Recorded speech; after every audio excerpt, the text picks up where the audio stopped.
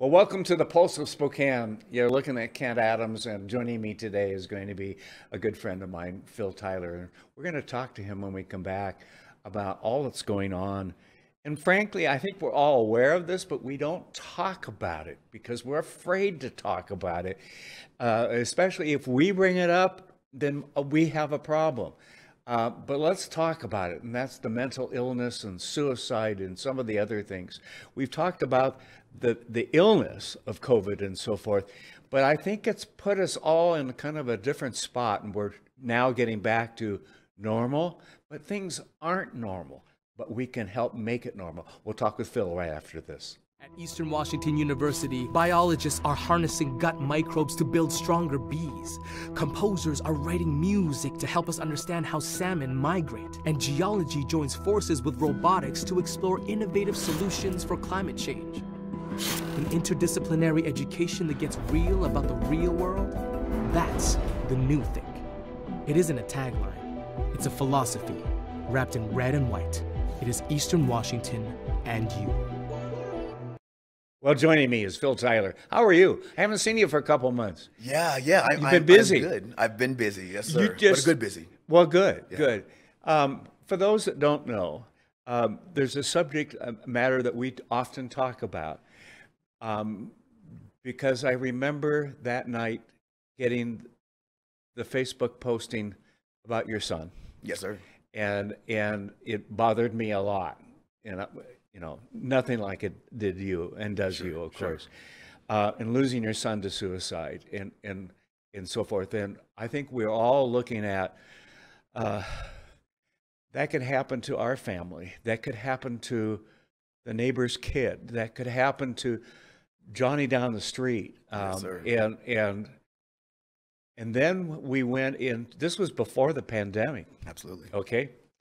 And then the pandemic came. And it's like not only am I down, but I'm going to get slapped across the face because now we've opened up mental illness and suicide. And I don't know the numbers, but I know they're not better than they used to be. Yeah. Okay. Nationally, Kent, you would be surprised that over the last 2 years, statistically, it's gone down a bit. Oh, okay. However, Yeah. when we say that's a It's always the however, isn't it? correct. There's always a however or a but. But that doesn't mean all have gone down. We've Right. seen adolescents, young girls, young black boys, Native American have spiked up. Okay. In those numbers, and that has been borne out in our emergency room visits for acute psychiatric and mental health Yes. help throughout the state of Washington. Wow. So even though the numbers are trending down, Yes. there's numbers that are trending up. Okay. And I wonder that how need to much be- of it is not reported, though, too. There it is. Okay. And even more troubling than that is how many are not reported because they can't get access to the services that they need. Yes. Meaning they call, they're put on hold. Yeah. They go to an emergency room to seek services and they're made to wait for hours and then they simply leave. Yes. Or they go to get treatment at a local mental health facility. They're checked in. And we can maybe see you in 2 weeks. or 2 weeks or 2 months. Oh, okay. And so that is troublesome, Yes. But our emergency rooms are feeling the pressure of this. Our mental health professionals are feeling the pressure of this. Our city is feeling the pressure, Yes. which is why our mayor brought together a group of diverse people in our community to address this with her mental health task force. Okay, so we do have a mental health task force here in Absolutely, Spokane. absolutely. And it's important. And we're going to start digging down and doing the real good work. We're breaking out into subcommittees now. Okay. And we're going to be doing that work that really needs to happen Yes. in our community. Yes, and we're seeing even with the police and sheriff's office mental health going out with, and that is Yes. helping. Absolutely. The behavioral health units are very important and So critical we're to taking this. some good steps. Yes. But we also, I don't know how to say this, are we also diagnosing this, the issue in our friends and family and coworkers? And because we've all had people. That crazy uncle, Ye- that particular brother yeah, or sister. but we know of people, like I know of you and your son and some others and so forth. But are we alert yet enough to realize that when you walk out of here today, if I felt something strange, what do I do? Yeah. How do I You know what I mean? Yeah, absolutely, Because absolutely. we know we're dealing with people every day that have Absolutely. mental challenges. Something going We on. all do. Yes, Okay, we absolutely. all do. I'll admit it. Okay, yeah. I'm on overload at times, and I know you are Yes, because sir. of all the things you take on. You don't. You're like me. You don't know how to say no. Okay, but how do we begin to identify? Where do we go to get some to learn about identifiers? Yeah, that is a really good question, and know? there's a really good set of resources, really here locally. And I'll start Okay. with my good friend Sabrina Votava and Okay. Fail Safe for Life. They do a training. It's a free training. Okay. It's called QPR. Question, persuade, and refer. Okay. And that's a good training, a skill set that parents, grandparents, aunts and uncles, neighbors can take and learn how to identify those signs. Yeah. And when you have those signs, how to have that conversation. And then after that conversation, how to then refer them to appropriate resources, Yes, right? yes. There's mental health first aid that you can do out there that many companies, including mine, Gonzaga, are offering to their staff and faculty. Okay. So we can be able to discern those signs when things are going wrong, right? Yeah. If the standard first aid is seeing someone bleeding, applying a Band-Aid Right. or a pressure Pressure, point or right. whatever it might be, mental health first aid is the same thing for those things you can't It just see. doesn't bleed Right. out in the you can't open. see it necessarily physically. Then right now we're an event coming up called Kellen's Cares Foundation coming Okay. up this Saturday. Okay. After the loss of their son Kellen Erickson, whom my youngest son knew from Ferris High School, died by suicide. They're getting together and putting this first annual event on, specifically targeting young boys because Yeah. young boys are struggling. Although right now one of those numbers that are spiking are young females too. Okay. But this particular event, Kellen Cares Foundation, is giving resources to those families, those parents, about how to identify, address, where to go to seek help. So really the first step is within the home, within that familial unit right. to identify those Right. things. In that situation and others, do people often say afterwards, I wondered if maybe something was off or whatever? Because some real guilt will come with that. Yeah. won't it? And those are natural emotions. One of the things that we are learning as we go along this mental health journey is that you're going to experience these emotions, and those emotions are perfectly fine. Okay. As long as they drive you then to take some action. Okay. Right? You that's can't the key. sit with it and go, Kent seemed a little off today, but I didn't say anything. Yeah. Right? Okay. It should drive you to then maybe call Kent back and say, Kent, I noticed you just weren't Yeah. seeming yourself today. Is there something you want to talk about? Right. I'm right. here to listen. Yeah. And just listen. Wouldn't that be nice if we started doing that with people? If society as a whole, if Yes. the world, it'd be a whole different environment that me. I chuckle because it seems Pollyanna. Yeah. But boy, we can start to believe that. I And it can relate changes because I can things. think of times that, oh my gosh, I can't handle it all today. I would admit that if somebody asked me. Yes. Okay. The great story of that is the young gentleman that jumped off the San Francisco Golden Gate Bridge. Yes. His story is amazing. He said he was feeling just like you described. Right. Got on a city bus. And he said, if one person would have asked me Yep. how you're doing, I wouldn't have continued. Got off that bus, had to transfer to another bus. He said, if one person would have said something to me, I wouldn't have got it. Got to the end of the line where the bus driver noticed he was still on the bus, looking down and all that. And all he said to him was, it's the end of the line, you got to get off. He got off, went to the bridge, and said, if that bus driver would have just said, hey, guy, are you okay? He wouldn't have did it. Boy, there is a lesson to learn. Huge there, lesson. isn't there? Huge lesson. But I think we're afraid of raising the question because we might be wrong or we might embarrass ourselves or whatever. We got to get past that. Yeah. Would you rather be wrong to save a life? No. I would. I would love to be wrong if I could save a life. Yeah. Right? Yeah. Hey, how are you feeling? You look a little down. No, I'm fine. Okay, great. Okay. But if they say, you know what, I am, can I share something with you? And you say, absolutely. Yeah. Yeah. And you stay there and you're attentive in that and you're actively listening. Okay, but then what do we do? Then you have those resources to help hopefully refer them to. But statistics will say this, Kent. Most people that are in that stage of wanting to do self-harm, if they only had someone to listen to, can create that brief distance between somebody the event cared and that enough. somebody cares.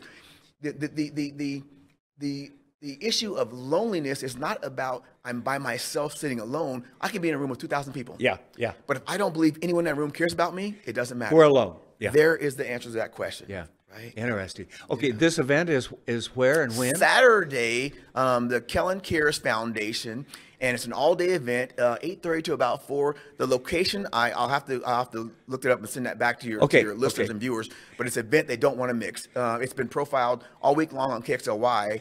They have a web page. They have a web page for it. So I encourage your listeners, go in there. Even if you don't have young boys in your family, young boys. Yeah. And it still can apply to young girls too, because it's affecting them too. And really, we have to have those resources.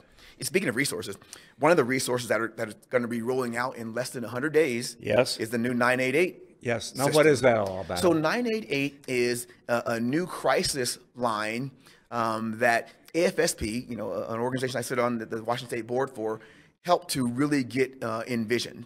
And it is the 911, if you will, for those that are in a acute mental crisis. Okay. We know that sometimes we call 911 for situations that maybe not require a police officer or a sheriff's deputy or a trooper, and sometimes those end in negative results. Yeah. Right? So what we've done with this is create this 3-digit crisis line that says, if you call this crisis line, they're going to get you the resources that you need for that particular incident. Now, it's due to roll out July 16th, 2022. Okay. Washington State was That's one like of the tomorrow first, almost. in a legislative effect, it is. It's last month. But Washington State was the first to adopt this. Okay. With legislation to put in place a tax to help fund what's needed. Because if you're going to have a system like 988, you got to have someone to call. Yes. Which means increased staffing of your hotline. Yep. You got to have someone to respond. Right. Which means increased staffing and those kinds of things. Behavioral health units, right? Yes. We have 7, I think, in our county. Some with the county, some with the city. We need to increase those numbers. Right. And you have to have some place to go. Yeah. Right? We have our crisis stabilization center. We have Inland Northwest Behavioral Health. We have our emergency rooms. But we have to expand that out. Yeah. Because we're going to expand the resource to call for aid. Someone to call, someone to respond, someplace to go. So as a citizen, if I'm feeling awkward about all of this, I can sit there with the person even and call 988. Absolutely. And walk through to ensure. That would be ideal. Yeah, I was going to say that might make sure that it's that would getting be done. That is QPR to the T. Yeah. You've talked to the person. Yeah. You persuade them to call the number. Right. And you're referring them to the appropriate even wait for the services to arrive or take them to that service. Yeah, that's wonderful. Yeah. And to give you an example, Washington State, in the last data that was pulled in 2020, in their hotline, because hotlines are all regional, right? The 1-800-273-TALK. They answered, or they got 47,000 and change calls in. Of those 47,000 calls, they answered 74% of them. So around 37,000. Yeah. The other calls have to be transferred to a different region, which is delaying the response, delaying the connection. They don't have the resources for your district. And so we have to make sure we're prepared for these things in the rollout. Yeah. Yeah. And that includes Are we going to be prepared? Municipality. Well, Washington State was the first to adopt it, so I think we are. Okay. And there is funding for this too. Absolutely. So it's not like we're adding on responsibilities to organizations that are already struggling to keep the bills paid. Well, you're probably going to add some responsibility, but it also will help take the burden. Our ER rooms are inundated right now. Yeah. Right? We know that our Inland Northwest Behavior and those kind of mental health are inundated right now. So expanding the services. Right. And maybe it's putting somebody with that resource on staff at the ER on times certain on Friday nights or whatever it may be. Yeah, if your data can track that. Welcome to today. We can track about everything. Yeah. And what we do know is springtime is the height. Is it really? So the misconception is like, mental health and suicidal issues spike in the holidays. Well, that's not necessarily statistically true. It's in the springtime where we see the highest increase. I think the pressure of school would be for students, probably. Potentially. I think it's that sign of refresh and rebirth and everything is new. But what if I'm not getting better? Yeah. And everyone else around me is? That's a weight. I never knew that. Yeah. Yeah, that's really interesting. It is interesting. And again, that's why I think it's so important to have these things in place in our schools. Yes. Right? The Stand Up Act in D.C. was passed in March, and it was on the president's desk, I believe, sometime in March. And that is suggesting or encouraging our schools, grades 6 through 12, to have some evidence-based mental health and suicide prevention training inside the schools there. That's something we can work on with this mental health task force and addressing those kind of things. But the question I would raise, and I can anticipate the answer, but do we know in 5th grade and 6th grade that kids are having problems? Data would say yes. I mean, there was a new report that just came out this past week that says, or it's suggesting that we should be having these conversations with our youngest, right? Okay. They know they deal with emotions. Yeah. Right? Right. They may not know how to deal with those emotions. Yes. And if we're not addressing that early on, they may develop negative coping skills to those emotions. And that might manifest in mental health, that might self-harm, self-mutilation, all those things. So the earlier we can get inside and do that. How early did you get indoctrinated to stop, drop, and roll for fire? It would have been early. It was more about the bomb coming. Okay, same thing. You know, if we can do that for our in the 60s, young, early 60s. Sure. Yeah. But we way before you. Yeah. But we've had that conversation about stop, drop, and roll early on in our career. We knew who Spot the Fire Dog was and these kind of things. And that was fire prevention. Right. Why not have some mental health prevention early on too? And you can do it at an age appropriate level. There's a wonderful book, and I should have brought it with me, called Gizmos, Pause Emotional Training. And it's a book designed to have a conversation with youngsters about their emotions, how to go to a trusted adult or a individual when you're having these emotions, things to do that can make you feel better, draw, go outside, play, talk to a friend, tell a joke. And it's given to these youngsters in a way where they can understand it. And then if you share the book with them, go home and have a conversation with their families about these things and their emotions. So there are times I think of moving from elementary school into junior high. Yeah. And then even in junior high into high school. And then high school, in making the decision, do I go to a college? Do I go for a trade school? Unfortunately, I think we've come out of the last 10 to 15 years glorifying the university and college. You have to have a degree. Sure. And we're paying for that now and not getting our homes built and a few other things. Yeah. And as an employee of the academy, I understand the importance of it. Right. But what you said puts a lot of mental weight on a young man or young woman, right? You have to do this, That's a lot of weighty expectations. And instead of really having a conversation with them, what do you want to do? Right. Where do you see yourself? Talk to me about what's next for you. That kind of lessens that emotional burden. And those are all conversations that we really should be having with our young men and women as they transition from So you're going to help make sure we get prepared for this 988. Yes. Yeah. Yes. It's one of our advocacies through the American Foundation for Suicide Prevention, our Washington board here. We've been advocating for some time. It's law now. It's rolling out July 16th. Yes. Okay. I'm going to make sure it's a conversation we're having on the Mayor's Mental Health Task Force, too, to make sure Are we doing enough with our teachers and educators to help them see that, too? Or what do we need to be doing there? Because, we've shoved a lot of things over the last couple of decades to schools. Absolutely. Okay, from watching things like that to sex education to drinking to all the things that we've feed my kid, the whole bit. Sure. And I start thinking about the poor teachers out there that are trying to teach something, and balance life. Balance all that. They do have access usually to what the family situation is, and they know those kinds of things. And so sometimes intuitively, if they see a student maybe having some issues and go, okay, that's a single family, parent family, and so forth, and maybe watch a little more or something like that. But we all need to be attuned to some of those signifiers. And I can't speak to specifics for our educators, but they should be having the same mandated kind of training, mental health, first aid, how to identify that. Increasing our number of counselors per student is a big deal. I was at an event just last weekend talking to some young ladies that were in the education system, the counselors, and they would say they need more. Oh, okay. Right. So that can alleviate the burden of our educators. Yes. But this is not simply about educators, Kent. It's about anyone who touches our children. Right. We spend about adults 90,000 hours of our lifetime at work. Yeah. Imagine how many hours our kids spend in school. And so everyone that touches them, from the bus driver Yes. to the janitor to the cafeteria lady, they must be equipped with that ability to identify, just like we spoke about earlier. If they're not being trained to identify those different Right. changes in the students that they come in contact with every day, we're doing a disservice to our young students. Right. And we're pushing the burden onto our educators, just like we're pushing the burden onto our law enforcers to respond in these Yeah. situations. We see that in, okay, Johnny can't read. Okay, so we'll put him in a remedial reading and Sure. do the things there.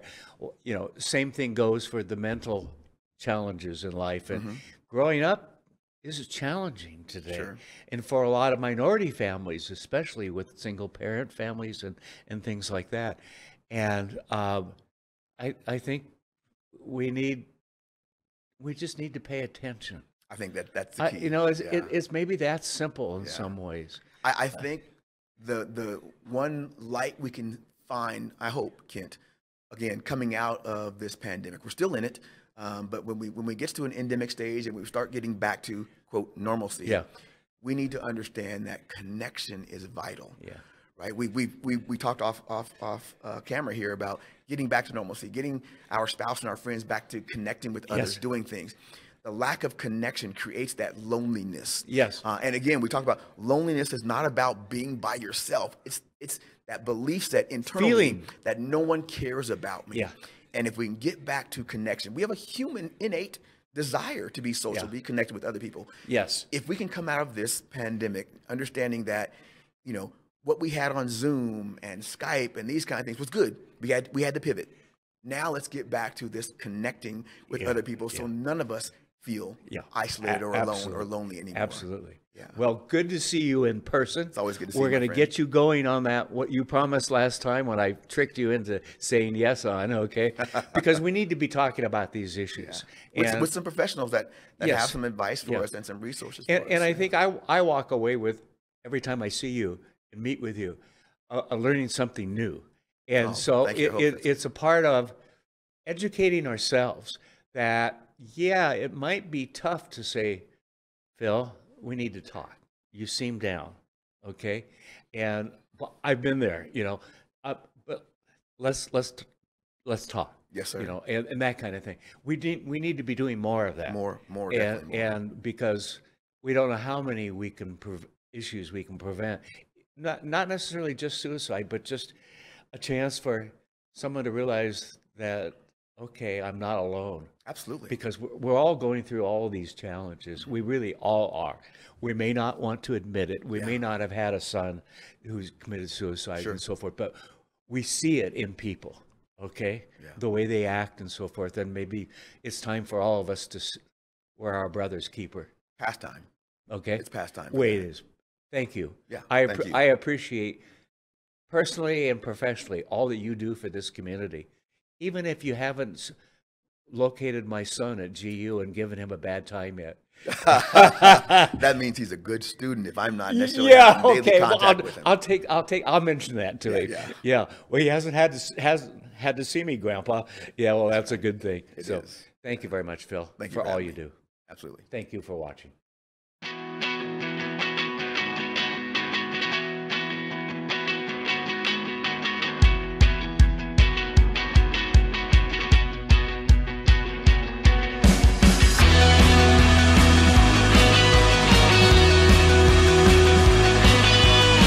Hello, I'm Parker with Hope Neighborhood Coffee Roasters.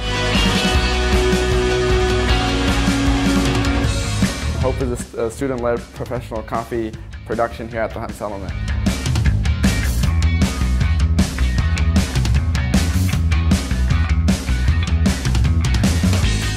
To promote cultural awareness through country of origin studies with coffee farmers worldwide. And third, provide a sustainable funding for the Hunt Settlement education program.